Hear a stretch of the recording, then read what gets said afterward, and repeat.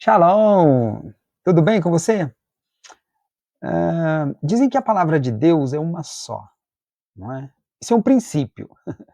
Eu digo que dizem por aí, mas na realidade é um princípio. A palavra de Deus é uma só. Mas se a gente parar para prestar bem atenção, a gente vai perceber que a igreja está imersa num mundo de divisões. Desde o começo da história da igreja, o problema maior sempre foi a divisão.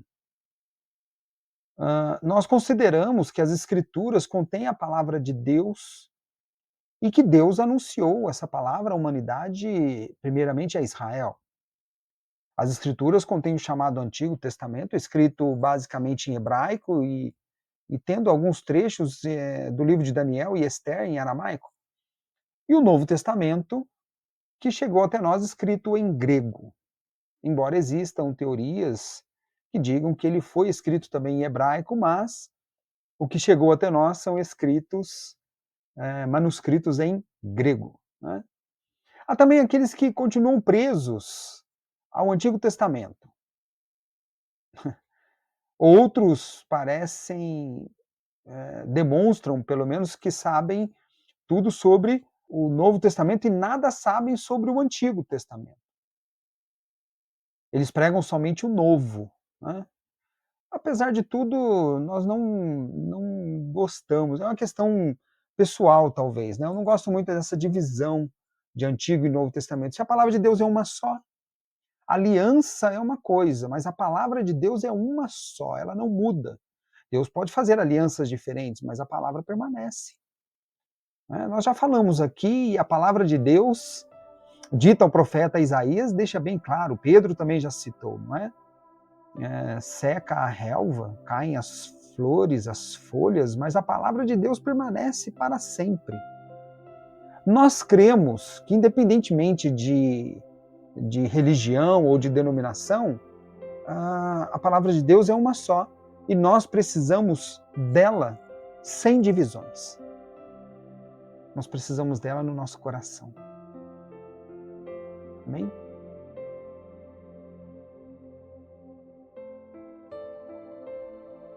Eu sou o Antônio e este é o canal da comunidade cristã Radavar. Vamos orar?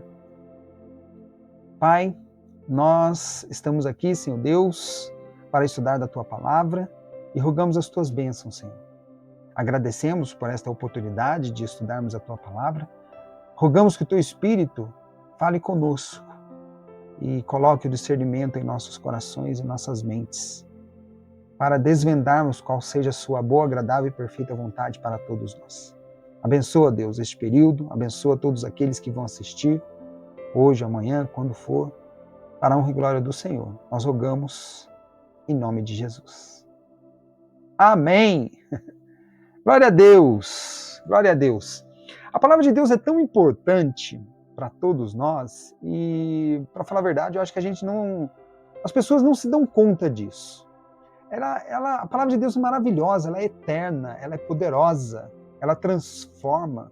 A palavra de Deus é tão importante que ela mesmo se fez carne e habitou entre nós. Entretanto, como João escreveu no Evangelho, o apóstolo João, ele escreveu que no princípio era a palavra. Algumas versões trazem o verbo, né? Mas no princípio era a palavra, o logos, do grego. Mas nós temos que atentar para o fato de que, se realmente olharmos para o princípio, no princípio era a palavra, mas se olharmos para o princípio da palavra que o Pai revelou, vamos perceber que o idioma do princípio não era o grego, mas era o hebraico. Interessante isso, né? Então a palavra do princípio não poderia ser o logos, né? Teria que ser outra palavra que descreve corretamente essa expressão. Presta atenção, né? Deus falou com Adão Em hebraico, capítulo 2 de Gênesis, Adão se escondeu e Deus pergunta: Adão, onde estás? Isso aí certamente foi o hebraico. Deus conversou com Abrão em hebraico também, em Gênesis capítulo 18, quando ele esteve lá, ele passou para conversar com Abrão primeiro, e depois 2 anjos seguiram caminho até Sodoma. Deus falou também em hebraico com Moisés durante toda a narrativa do livro de Êxodo. E também ele escreveu em tábuas de pedra com seu próprio dedo em hebraico em Êxodo 31. Mas eu creio que talvez a maior prova de que o hebraico é o idioma do trono de Deus, olha só que coisa, vamos falar assim, né? O idioma dos céus. O hebraico é um idioma revelado. A palavra do princípio foi em hebraico, então o idioma do princípio foi o hebraico. O idioma do trono de Deus.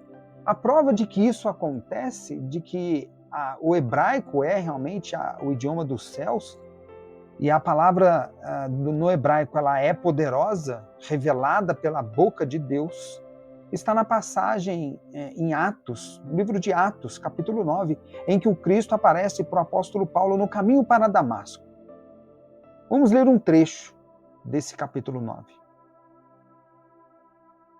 Atos capítulo 9, versículo 3. E indo no caminho, aconteceu que, chegando perto de Damasco, subitamente o cercou um resplendor de luz do céu. E caindo em terra, ouviu uma voz que lhe dizia: Saulo, Saulo, por que me persegues? E ele disse: Quem é, Senhor? E disse o Senhor: Eu sou Jesus, a quem tu persegues. Duro é para ti recalcitrar contra os aguilhões. Amém. Glórias sempre a Deus. Nesse trecho que nós acabamos de ler, nós podemos ver que o encontro com Paulo, né, nesse encontro, Paulo ainda era Saulo. E Jesus em pessoa desceu do trono, onde ele já estava assentado à direita do Pai, para falar com ele. Jesus desceu do trono para falar com Saulo.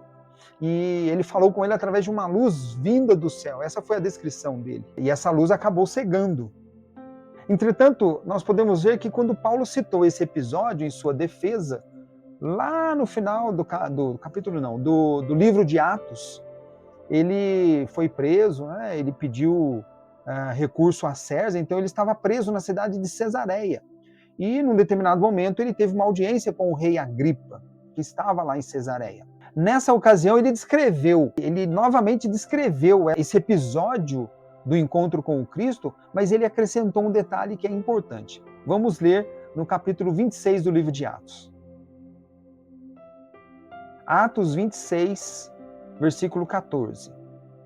E caindo nós todos por terra, ouvi uma voz que me falava, e em língua hebraica dizia: Saulo, Saulo, por que me persegues? Dura coisa te é recalcitrar contra os aguilhões. Glória a Deus. Aqui ele repete, ele está justamente falando para o rei Agripa do episódio que aconteceu com ele alguns anos antes, em que ele teve um encontro com o Cristo.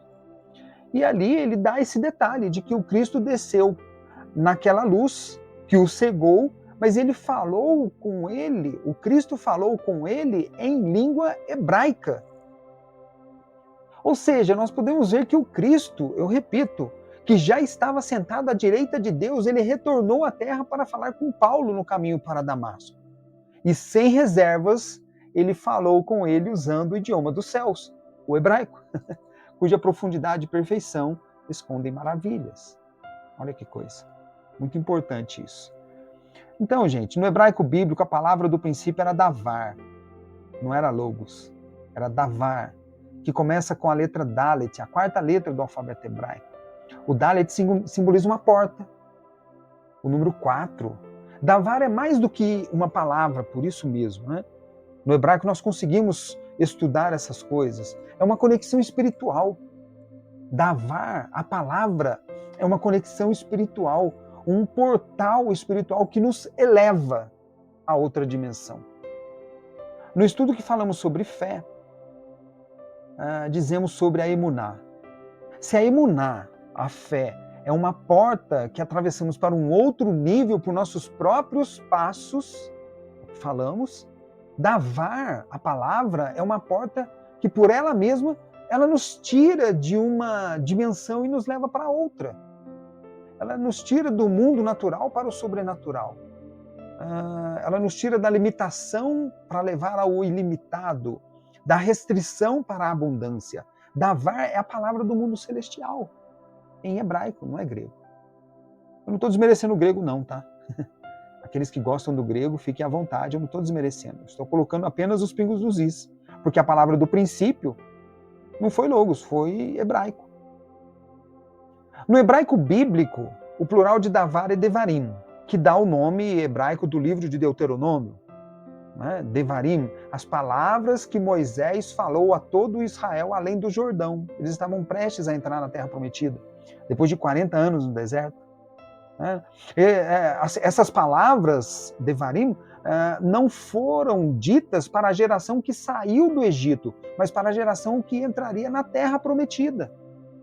Esse detalhe é muito importante. E isso foi como um aprofundamento dos preceitos que Deus entregou no início da jornada. Devarim não é apenas uma segunda lei, seria Deuteronômio, ou uma mera repetição do que foi falado para reforçar para quem ouve. Não é uma mera repetição, longe disso. Ela é um nível acima, ela é mais profunda. Em Deuteronômio 6:3, por exemplo, Moisés orienta todo Israel que preste atenção às palavras que o Senhor ordenou. E isso é muito mais do que memorizar versículos. É muito mais. É viver a palavra. É verdadeiramente abrir o coração para que ela entre, transformando o ser. A palavra tem que estar dentro de nós. Nós sabemos, né, que a palavra de Deus é uma verdadeira espada de dois gumes, que penetra juntas e medulas e vai até a divisão de alma e espírito e nos transforma. E essa transformação restaura em nós a imagem e semelhança do Criador. Israel estava perto da realização da promessa, alcançando ali a terra, né, que Deus havia prometido. E esse fato deve significar para nós a travessia do grande deserto, numa caminhada de fé para todos nós. Uma caminhada de fé, apesar dos erros, né, das imperfeições, das limitações, das angústias, mas ao mesmo tempo abrindo-se à correção e descobrindo o descanso e a perfeição. Nesse caso, eu diria assim, a caminhada é feita com o 40, que é o tempo da transformação. O 40 tem a ver com a transformação. Durante esse tempo, 40 dias, 40 anos, é imprescindível que estejamos de acordo com a palavra. Sempre caminhando de acordo com a palavra, agindo, falando de acordo com a palavra. Não nos conformando com esse mundo, mas entregando-nos a transformação verdadeira pela renovação da nossa mente. Eu acho que essa foi uma das palavras mais gratificantes que nós podemos ler a partir dos escritos de Paulo. A palavra de Deus sempre nos dá ordens e diretrizes. Por isso, nós precisamos colocar a palavra de Deus no coração. Não apenas para que haja uma blindagem, né, contra o pecado. Com a palavra de Deus no coração, o pecado não tem vez. Mas para que haja uma transformação autêntica. Quem não tem a palavra de Deus no coração sofre mais para se transformar, porque não tem como. Ou talvez nem se transforme. O salmista declarou essa verdade no Salmo 119. Vamos ler. Salmo 119, versículo 11. Escondi a tua palavra no meu coração, para eu não pecar contra ti. Glória a Deus. Quando colocamos a palavra de Deus em nosso coração, temos a certeza de que possuímos, junto com o Espírito de Deus, com o Espírito Santo, a capacidade para cumprir aquilo que ela nos manda, aquilo que ela nos orienta, cumprir de forma prática, porque, vamos dizer assim, nós estaremos ali expressando o temor a Deus. Maravilha isso.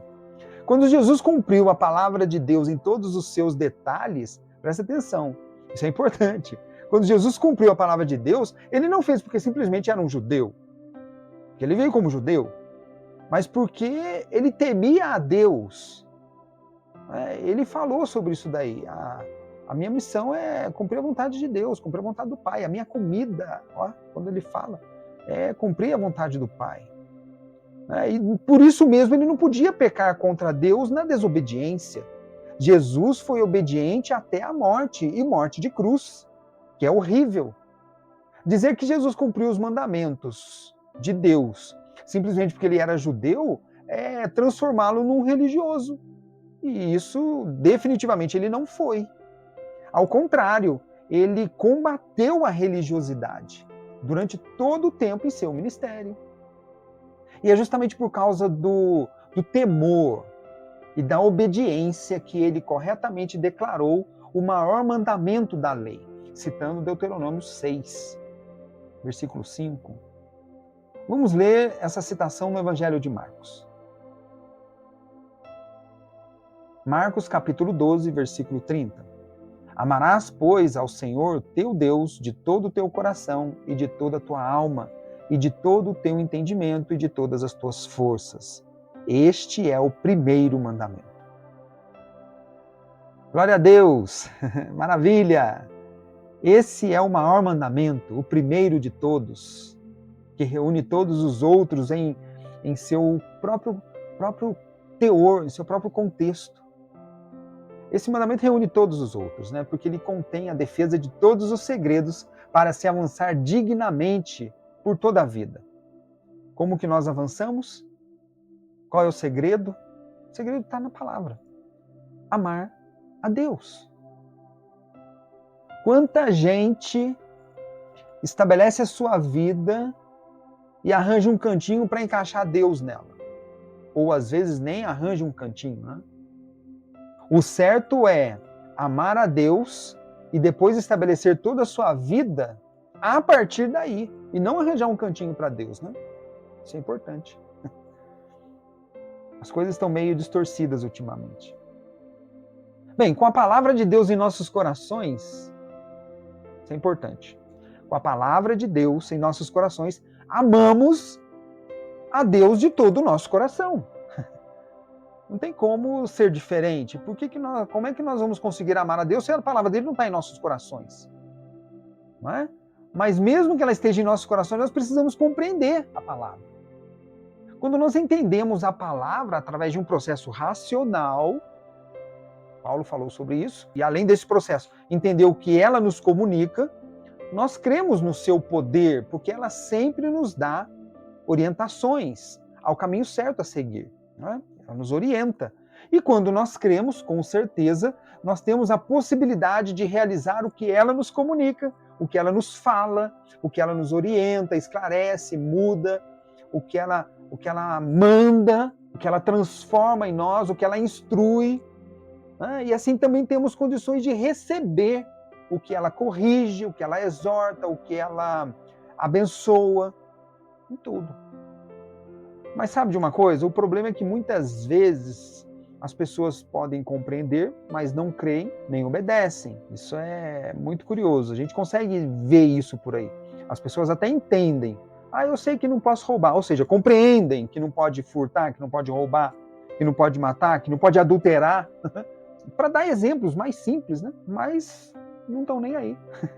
Ou seja, elas acabam ficando estagnadas ou até dando passo para trás.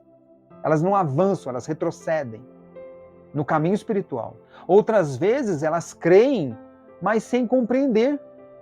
E isso não fortalece o suficiente para toda boa obra. E ainda há aqueles que entendem, creem, mas terrivelmente não cumprem a palavra. Como que a gente consegue entender isso, A pessoa crê na palavra, mas não cumpre.